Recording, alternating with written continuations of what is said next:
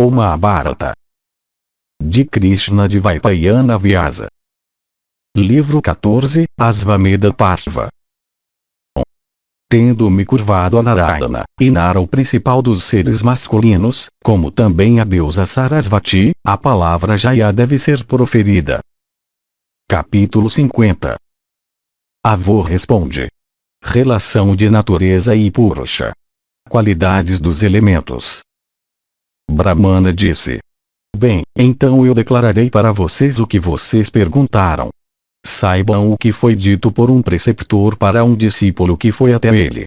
Ouvindo tudo isso, decidam apropriadamente o que isso deve ser. A abstenção de fazer mal para qualquer criatura é considerada como o principal de todos os deveres. Esta é a base mais elevada, livre de ansiedade e constituindo uma indicação de santidade. Os antigos que eram observadores da verdade incontestável, disseram que o conhecimento é a felicidade mais sublime. Por isso, uma pessoa vem a ser libertada de todos os pecados pelo conhecimento puro. Aqueles que são dedicados à destruição e mal, aqueles que são infiéis em conduta, têm que ir para o inferno por serem dotados de cobiça e ilusão. Aqueles que, sem procrastinação, realizam ações, impelidos a isso pela expectativa, vêm a renascer repetidamente neste mundo e passam seu tempo em alegria. Aqueles homens que, dotados de erudição e sabedoria, realizam atos com fé, livres de expectativas, e possuidores de concentração mental, são citados como percebendo claramente. Eu irei, depois disso, revelar como ocorre a associação e a separação de Kshetrajna e natureza. Ó melhores dos homens, escutem. A relação aqui é citada como sendo aquela entre o objeto e o sujeito. O agente que pensa e desfruta é o sujeito, e aquilo que é pensado ou desfrutado é o objeto. Purusha é sempre o sujeito, e a natureza é citada como sendo o objeto. Foi explicado, pelo que foi dito em uma parte anterior do discurso onde isto foi indicado, que eles existem da mesma maneira do mosquito e o umbara. Um objeto de prazer como ela é, a natureza é ininteligente e não conhece nada. Aquele, no entanto, que desfruta dela é citado como aquele que a conhece. Kshetrajna sendo desfrutador, a natureza é desfrutada. Os sábios dizem que a natureza é sempre composta de pares de opostos e consiste em qualidades. Kshetrajna é, por outro lado, desprovido de pares de opostos, desprovido de partes, eterno e livre com relação à sua essência, de qualidades. Ele reside em tudo igualmente, e caminha, com conhecimento.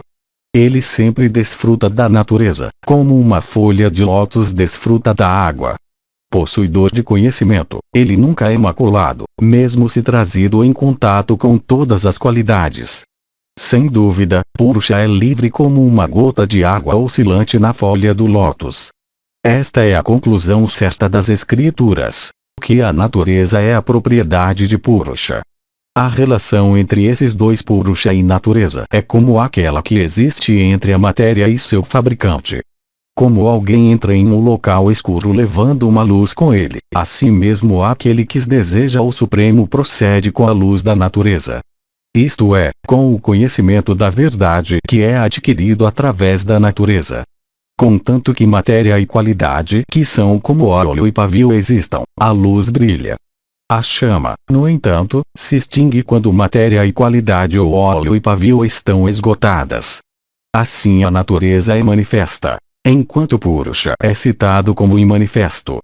Entendam isso, ó brahmanas eruditos. Bem, eu agora direi a vocês algo mais. Mesmo com 1000 explicações, alguém que tem uma compreensão ruim não consegue adquirir conhecimento. Alguém, no entanto, que é dotado de inteligência consegue obter felicidade, somente através de uma quarta parte de explicações. Dessa maneira a realização do dever deve ser compreendida como dependente dos meios. Pois o homem de inteligência, tendo conhecimento dos meios, consegue chegar à felicidade suprema. Como um homem viajando por uma estrada sem provisões para sua viagem procede com grande desconforto e pode até encontrar com a destruição antes que ele alcance o fim de sua viagem, assim mesmo deve ser sabido que más ações podem não ser frutos.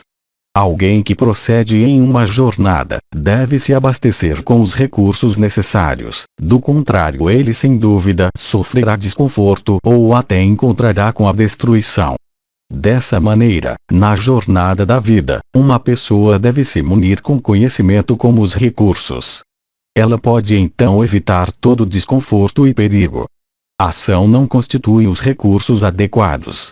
Ela pode ou não produzir resultados.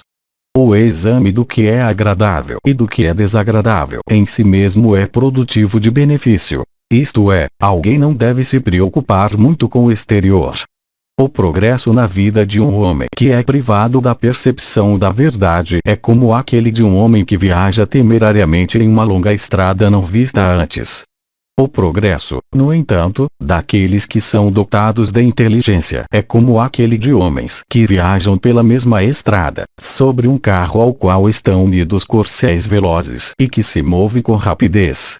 Tendo subido ao topo de uma montanha, uma pessoa não deve lançar seu olhar sobre a superfície da terra. Isto é, alguém não precisa fazer ações ordenadas pelas Escrituras depois de ter obtido conhecimento, o qual é a base mais elevada. Vendo um homem, ainda que esteja viajando em um carro, afligido e tornado insensível pela dor, o homem de inteligência viaja em um carro contanto que haja um caminho para carro. Proceder em um carro pode nem sempre ser confortável. Contanto que haja um caminho para carros, uma pessoa deve viajar em seu carro. Se, no entanto, a estrada for de tal maneira que não seja adequada para um carro proceder ao longo dela, deve-se evitar um carro ao ir através dela, pois o carro, em vez de levar ao conforto, iria, em tal caminho, ser produtivo somente de desconforto. O homem de erudição, quando ele vê o caminho de carro terminar, abandona seu carro para seguir em frente. Assim mesmo procede o homem de inteligência, que conhece as ordenanças a respeito da verdade yoga ou conhecimento e devoção. Conhecedor das qualidades, tal homem prossegue, compreendendo que é seguinte, isto é, primeiro ação com desejo, então ação sem desejo, então conhecimento. Como alguém que mergulha, sem um barco, no oceano terrível, somente com seus dois braços, devido à ilusão, sem dúvida deseja a destruição. Enquanto o homem de sabedoria, familiarizado com as distinções, entra na água com um barco equipado com remos, e logo cruza o lago sem fadiga, e tendo atravessado alcança a outra margem e rejeita o barco, livre do pensamento de meu. Isto realmente já foi explicado pelo exemplo do carro e do pedestre. Alguém que foi dominado pela ilusão por causa do apego, adere a isso como um pescador ao seu barco. Dominado pela ideia de meu, ele vaga dentro de sua área estreita. Depois de embarcar em um barco, não é possível se mover em terra. Similarmente, não é possível se mover na água depois de alguém ter subido em um carro. Assim há várias ações com relação a vários objetos. E como a ação é realizada neste mundo, assim ela resulta para aqueles que as realizam. Aquilo que é desprovido de odor, desprovido de sabor, e desprovido de tato e som, aquilo que é meditado pelos sábios com a ajuda de sua compreensão, é dito que é pradana. Agora, pradana é manifesto. Um desenvolvimento imanifesto é mahat. Um desenvolvimento de pradana, quando ele se tornou mahat, é egoísmo. Do egoísmo é produzido o desenvolvimento chamado de os grandes elementos. E dos grandes elementos respectivamente, os objetos do sentido são citados como sendo os desenvolvimentos. O imanifesto é da natureza da semente. Ele é produtivo em sua essência. É sabido por nós que a grande alma tem as virtudes de uma semente, e que é um produto. Egoísmo é da natureza da semente e é um produto frequentemente. E os 5 grandes elementos são da natureza da semente e produtos. Os objetos dos 5 grandes elementos são dotados da natureza da semente, e produzem produtos. Esses têm Chitta como sua propriedade. Entre eles, o espaço tem uma qualidade. O vento é citado como tendo duas. Luz, é dito, é dotada de 3 qualidades. E água como possuidora de 4 qualidades. Terra, abundando com móveis e imóveis, deve ser conhecida como possuidora de 5 qualidades. Ela é uma deusa que é a fonte de todos os entes e abunda com exemplos do agradável e do desagradável. Som, igualmente toque, cor, sabor e odor. Numerando o quinto, essas são as 5 qualidades da terra, ou principais das pessoas regeneradas. O odor sempre pertence à terra, e o odor é citado como sendo de vários tipos. Eu irei explicar detalhadamente as numerosas qualidades do odor. O odor é agradável ou desagradável, doce, azedo, pungente, difusivo e compacto, oleoso e seco, e puro. Assim o odor, que pertence à terra, deve ser conhecido como de 10 tipos. Som, toque, igualmente cor, e sabor são mencionadas como as qualidades da água. Eu agora falarei das qualidades do sabor. O sabor é citado como sendo de vários tipos. Doce, azedo, pungente, amargo, adstringente, e salino igualmente. O sabor, o qual é citado como pertencente à água, é assim de 6 variedades. Som, toque, e igualmente cor, essas são as 3 qualidades que a luz é citada como sendo possuidora. Cor é a qualidade da luz, e a cor é de vários tipos. Branca, escura, igualmente vermelha, azul, amarela, e cinzenta também, e curta, e longa, miúda, bruta, quadrada e circular. Dessas 12 variedades é a cor a qual pertence à luz. Essas devem ser compreendidas por brahmanas veneráveis por idade, conhecedores dos deveres, e sinceros em palavras. Som e toque devem ser conhecidos como as 2 qualidades do vento. O toque é de vários tipos. Áspero, frio e igualmente quente, tenro e limpo, duro, oleoso, liso, escorregadio, doloroso e macio. De 12 tipos é o toque, o qual é a qualidade do vento, como dito por brahmanas coroados com sucesso, familiarizados com os deveres, e possuidores de uma visão da verdade. Agora o espaço tem uma única qualidade, e é dito que esta é o som. Eu falarei finalmente das numerosas qualidades do som.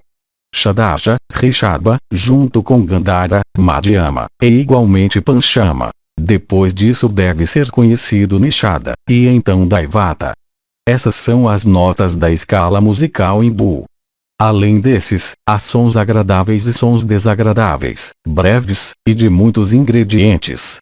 Som o qual é nascido do espaço deve ser assim conhecido como de 10 tipos. O espaço é o maior dos 5 elementos.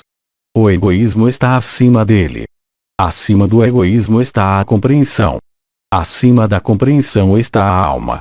Acima da alma está o imanifesto. Acima do imanifesto está Purusha. Alguém que sabe qual é superior e inferior entre as criaturas existentes, que está familiarizado com as ordenanças a respeito de todas as ações, e que constitui ele mesmo a alma de todas as criaturas, alcança a alma imperecível. Capítulo 51. Analogia com carruagem. Emancipação. Krishna termina instruindo Arjuna. Brahmana disse: já que a mente é o soberano destes 5 elementos, na questão de controlá-los e produzi-los, a mente, portanto, é a alma dos elementos.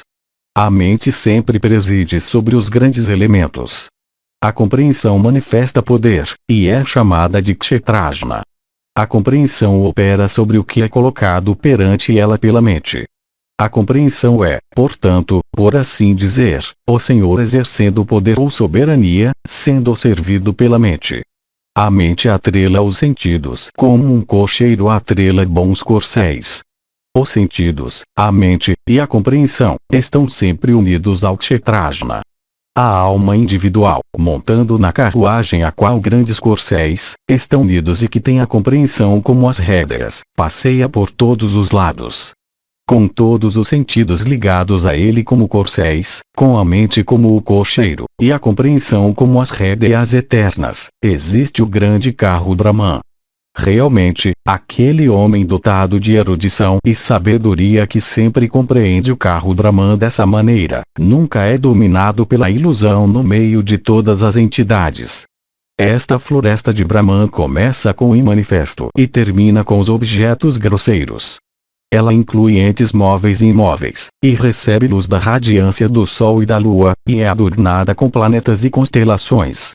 Ela é adornada, além disso, por todos os lados por redes de rios e montanhas. Ela está sempre embelezada igualmente por diversos tipos de águas. Ela é os meios de subsistência para todas as criaturas. Ela é, além disso, a meta de todas as criaturas vivas. Naquela floresta o Kshetrajna sempre se move. Quaisquer entes que existam neste mundo, móveis e imóveis, são exatamente os primeiros a serem dissolvidos. Depois disso são dissolvidas aquelas qualidades que compõem todos os entes. Depois das qualidades são dissolvidos os 5 elementos. Tal é a gradação de entes. Deuses, homens, Gandharvas, Pisachas, Asuras, e Rakshasas, todos surgiram da natureza, e não de ações, não de uma causa. Os Brahmanas, que são os criadores do universo, nascem aqui repetidas vezes. Tudo que surge deles se dissolve, quando chega o momento, naqueles mesmos 5 grandes elementos como vagalhões no oceano. Todos os grandes elementos estão além daqueles elementos que compõem o universo. Aquele que está livre daqueles 5 elementos vai para a meta mais elevada. O pujante Prajapati criou tudo isto por meio da mente somente. Da mesma maneira rishis chegaram à posição de divindades pela ajuda da penitência. Da mesma maneira, aqueles que alcançaram a perfeição, que são capazes da concentração de yoga, e que subsistem de frutas e raízes, igualmente percebem o mundo triplo por meio da penitência. Medicamentos e ervas de todas as diversas ciências são adquiridas somente por meio da penitência, pois toda aquisição tem penitência para sua causa.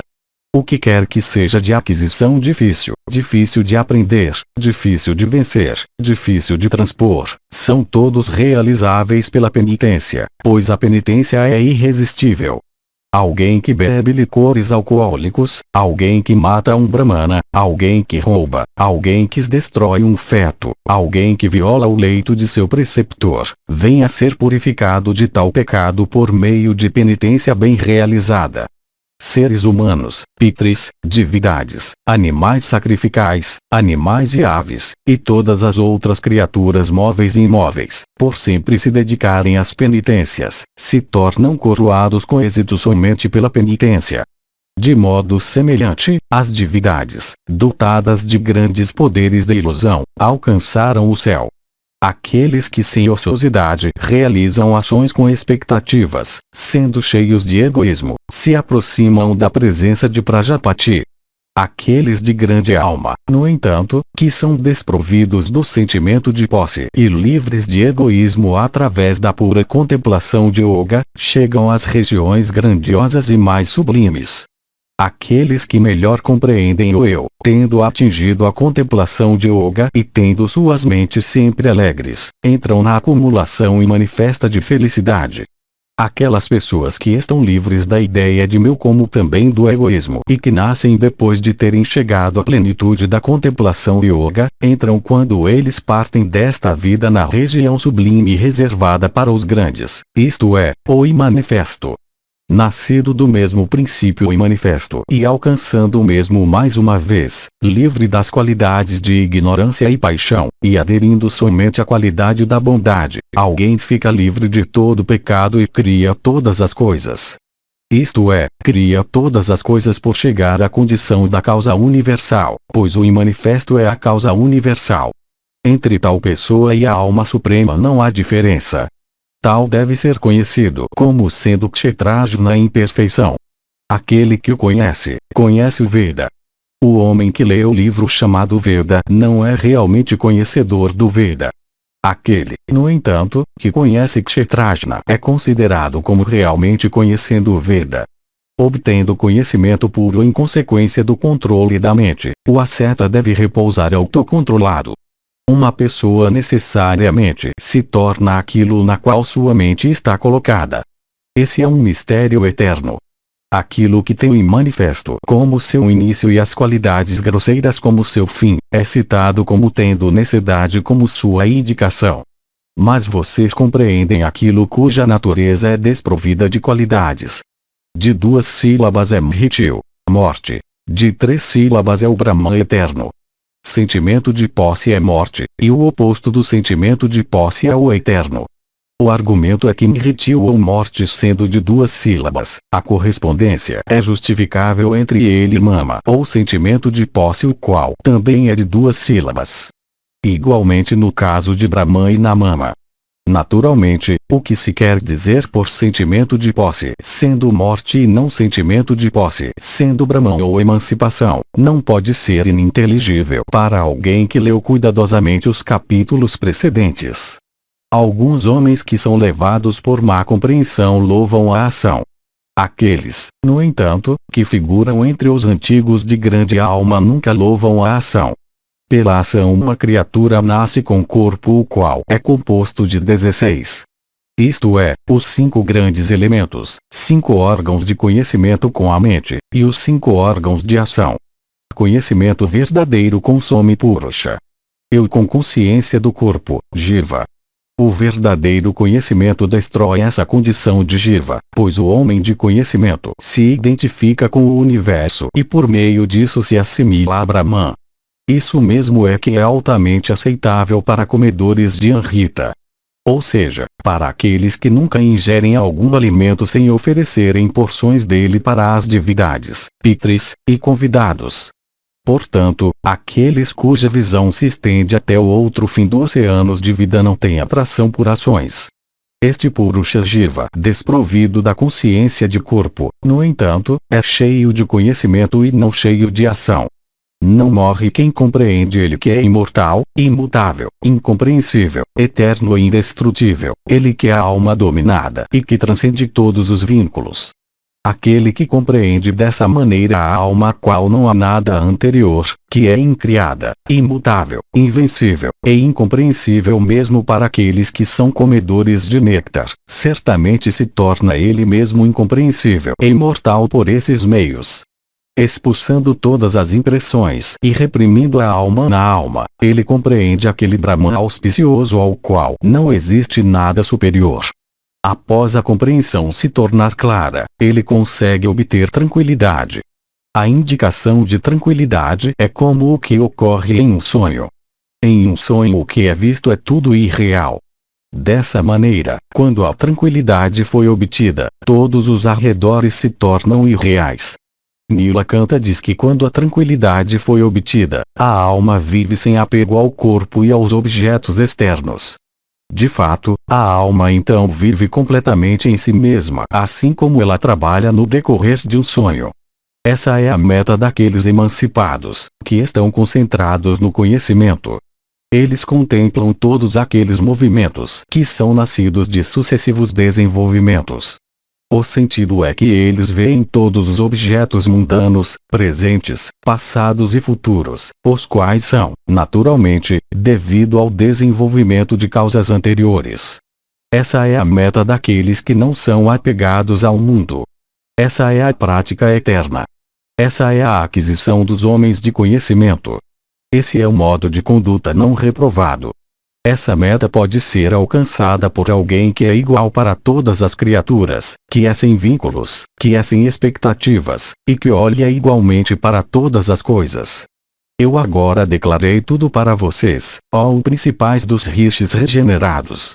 Ajam dessa maneira em seguida. Você então obterão sucesso. O preceptor continuou. Assim endereçados pelo preceptor Brahma, aqueles sábios de grande alma agiram adequadamente e então alcançaram muitas regiões de grande bem-aventurança. Tu também, ó abençoado, haja devidamente segundo as palavras de Brahma como declaradas por mim, ó tu de alma pura. Tu irás então alcançar o êxito. Vasudeva disse. Assim instruído nos princípios da religião sublime pelo preceptor, o pupilo, ó o filho de Kunti, fez tudo conformemente, e então alcançou a emancipação. Tendo feito tudo o que ele devia fazer, o pupilo, o perpetuador da linhagem de Kuru, chegou àquela base se dirigindo à qual alguém não tem que sofrer. Arjuna disse. Quem, de fato, era aquele Brahmana, ou Krishna, e quem era o pupilo, ou Janardana? Realmente, se isso for apropriado para ser ouvido por mim, então me diga, ó Senhor. Vasudeva disse. Eu sou o preceptor, ó de braços poderosos, e saiba que a mente é meu pupilo. Por minha afeição por ti, ó Dhananjaya, eu relatei esse mistério para ti. Se tu tens algum amor por mim, ó perpetuador da linhagem de Kuru, então, depois de teres ouvido essas instruções relativas à alma, sempre haja devidamente de acordo com elas, ó tu de votos excelentes. Então quando essa religião tiver sido devidamente praticada, ó ceifeiro de inimigos, tu te tornarás livre de todos os teus pecados e obterás emancipação absoluta. Antigamente, quando chegou a hora da batalha, esta mesma religião, ó tu de braços poderosos, foi explicada por mim para ti. Portanto, coloque tua mente nisto. E agora, ó chefe da linhagem de Bharata, faz muito tempo desde que eu vi o Senhor meu pai. Eu desejo vê-lo novamente, com tua permissão, ó Falguna. Vaisampayana continuou. Para Krishna que tinha falado dessa maneira, Dhananjaya disse em resposta, nós iremos hoje desta cidade para a cidade chamada pelo nome de Elefante. Encontrando com o rei Yudhishthira de alma virtuosa lá, e o informando da tua intenção, tu irás então te dirigir para a tua própria cidade.